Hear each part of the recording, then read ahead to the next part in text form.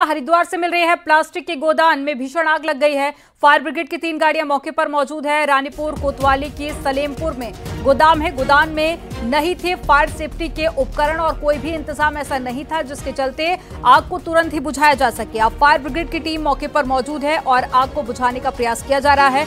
एक बड़ी खबर आपको बता रहे हैं, साथ ही ये तस्वीरें भी आप देखिए हरिद्वार से, जहां पर एक गोदाम में भीषण आग लग गई और आग पूरे गोदाम में फैल गई है और फायर ब्रिगेड की गाड़ियां इस वक्त मौके पर मौजूद है और दमकल कर्मी आग बुझाने का प्रयास कर रहे हैं। हालांकि आग कैसे लगी है और कितने का नुकसान हुआ है, इन तमाम विषयों पर जांच पड़ताल की जाएगी, लेकिन फिलहाल दमकल कर्मी आग बुझाने में जुटे हुए हैं।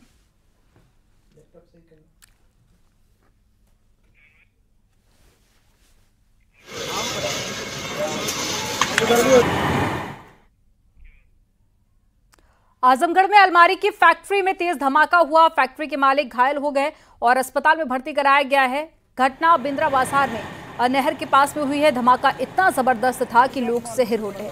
धमाके के बाद में आग लग गई और लोगों ने फायर ब्रिगेड को इसकी जानकारी दी, जिसके बाद में टीम ने आग पर कंट्रोल पाया। धमाका किस वजह से हुआ है इसका अभी तक पता नहीं चल पाया है। फिलहाल पुलिस मामले की जांच कर रही है।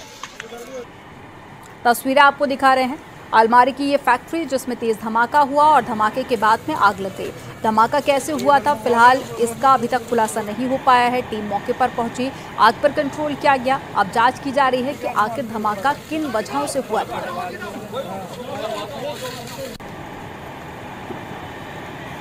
इस फैक्ट्री में अलमारी बनाई जा रही थी।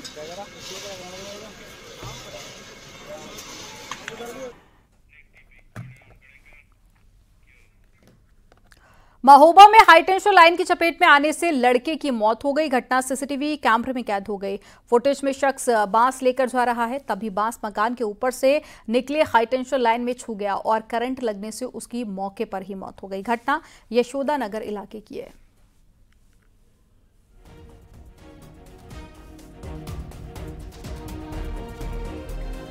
ये तस्वीरें आप देखिए, हाईटेंशन लाइन जो कि ऊपर से ही गुजर रही थी और इसी दौरान कुछ सामान लेकर आ रहे थे ये लोग और ऐसे में हाईटेंशन लाइन की चपेट में आ गए और एक व्यक्ति की इसमें मौत हो गई है। और ये जो पूरा घटनाक्रम था ये वहां लगे सीसीटीवी कैमरे में कैद हो गया है। तो देखिए ये व्यक्ति जो कि हाथ में एक बांस लेकर आगे की तरफ बढ़ रहा है और हाईटेंशन लाइन की चपेट में आ जाता है। ये देखिए, ये व्यक्ति को करंट लगता है और तुरंत ही वो नीचे गिर जाता है, जिसके बाद में जब अस्पताल पहुंचाया गया तो डॉक्टर्स ने इस व्यक्ति को मृत घोषित कर दिया। एक बार फिर से आप ये वीडियो देखिए, कैसे व्यक्ति सामने से आ रहा है और उसके बाद में वो हाईटेंशन लाइन की चपेट में आ जाता है। हम यहीं पढ़ाई करते हैं महोबई में। ये हमारा जीजा जी का मकान है। तो कल प्रसाद चढ़ना था तो सब लोग इकट्ठे हुए। उनके रिश्तेदार आए थे, चांदू के एक जने चाचा आए थे, बगल पे है चांदू। तो वो आए, सम्मिलित होने आए थे और जो झंडा होता है वो लेकर आए और यहीं पर जो है लाइन निकली हुई है 33 kV की ट्रांसमिशन वाली। तो झंडा लेकर आए तो और अब बात कर लेते हैं भोले बाबा की। भोले बाबा से जुड़े कई राज सामने आ रहे हैं। भोले बाबा हमेशा सत्संग में एक जैसी ही ड्रेस क्यों पहनते हैं?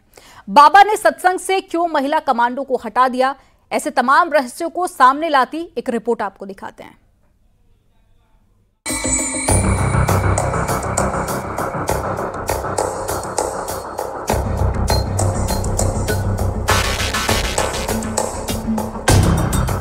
हाथरस हादसे के बाद भोले बाबा से जुड़े कई रहस्य सामने आ रहे हैं। ऐसी बातें जो कोई नहीं जानता, ऐसे दावे जो हैरान कर देते हैं। आज हम आपको सूरजपाल उर्फ भोले बाबा से जुड़े हर सच को बताएंगे। भोले बाबा की ड्रेस का रहस्य। अगर आपने गौर किया तो भोले बाबा अक्सर सफेद कपड़ों में नजर आते हैं। हमेशा सफेद शर्ट पहने रहते हैं, कभी तो वो पीले रंग का शर्ट भी पहनते हैं। ऐसा माना जाता है कि बाबा के इन कपड़ों के पीछे संदेश छिपा है। माना जाता है कि बाबा अनुसूचित जाति समाज से आते हैं और यही कारण है कि वो प्रतीक के तौर पर इन विशेष रंगों के कपड़ों का इस्तेमाल करते हैं। सूरजपाल और शाकार विश्वहरी बाबा जब भी अपने सत्संग में प्रवचन के लिए जाते हैं तो वह अक्सर सफ़ेद कलर की शर्ट पहने हुए नजर आते हैं। बाबा कभी कभी प्रवचन के दौरान पीले कलर की शर्ट भी पहनते हैं। ऐसा संदेश माना जाता है कि बाबा इन विशेष रंगों का प्रतीक के रूप में इस्तेमाल करते हैं और बाबा अनुसूचित जाति से भी आते हैं। मंच पर बाबा के साथ कौन? बाबा के सत्संग के दौरान जब मंच पर होते हैं तो बताया जाता है कि अक्सर उनकी पत्नी उनके साथ दिखाई देती है। उनकी पत्नी को देवी लक्ष्मी भी कहा जाता है। नारायण साकार हरि को भक्त विष्णु का अवतार मानते हैं और उनकी पत्नी को लक्ष्मी माँ बताया जाता है। कोरोना काल में लापरवाही। भोले बाबा के सत्संग में लाखों भक्तों की भीड़ उमड़ती है। कोरोना के दौरान 2022 में भोले बाबा का फर्रुखाबाद में सत्संग होना था, लेकिन कोरोना को देखते हुए जिला प्रशासन ने सिर्फ 50 भक्तों को प्रवचन में शामिल होने की इजाजत दी थी। लेकिन जब सत्संग हुआ तो बड़ी लापरवाही देखने को मिली। बाबा के सत्संग में 50 की जगह 50,000 भक्त शामिल हो गए। कोरोना के लिहाज से इसे बड़ी लापरवाही माना गया था। भोले बाबा ने क्यों हटाए महिला कमांडो? बताया जाता है कि पहले भोले बाबा के सत्संग के दौरान कई प्राइवेट महिला कमांडो की तैनाती होती थी। वो सत्संग के दौरान व्यवस्थाएं संभालती थी, लेकिन आसाराम बापू के मामले के बाद भोले बाबा ने महिला कमांडो को हटा दिया। यहाँ तक कि सत्संग में फोटो खिंचवाने को लेकर भी रोक लगा दी गई। बताया जाता है कि बाबा के सत्संग में पहले महिला कमांडो की नियुक्ति होती थी जो वहाँ पर सुरक्षा देखती थी, लेकिन कुछ समय से बाबा ने महिला कमांडो को अपने सत्संग में आने से मना कर दिया है।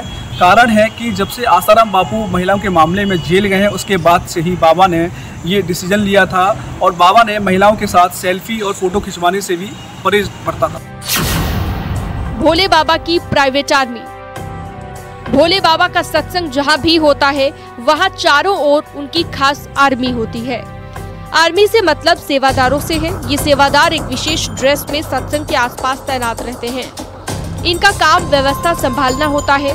हाथरस मामले में तो ये बात सामने आ रही है कि बाबा के सेवादारों और प्राइवेट सुरक्षा गार्ड ने भक्तों के साथ धक्का मुक्की की, जिसके बाद भगदड़ मच गई। भोले बाबा की कारों का काफिला। बताया जाता है कि भोले बाबा के पास कई महंगी कारों का काफिला है। उनके पास कई कारें हैं जो उनके आश्रम में देखी जा सकती है। बाबा इन्हीं महंगी कारों से सफर करते हैं। बाबा के सत्संग में महिलाएं। भोले बाबा के सत्संग में बड़ी संख्या में महिलाएं शामिल होती हैं। बताया जाता है कि महिलाओं को मंच के सबसे सामने की ओर बैठाया जाता है। ऐसी कई बातें हैं, कई सच हैं जो भोले बाबा के बारे में अब सामने आ रहे हैं। इनमें से कितनी बातें सच हैं, कितनी झूठ, ये जानना मुश्किल है, लेकिन हाथरस हादसे के बाद भोले बाबा चर्चा का मुद्दा बने हुए हैं। Bureau report, news 18।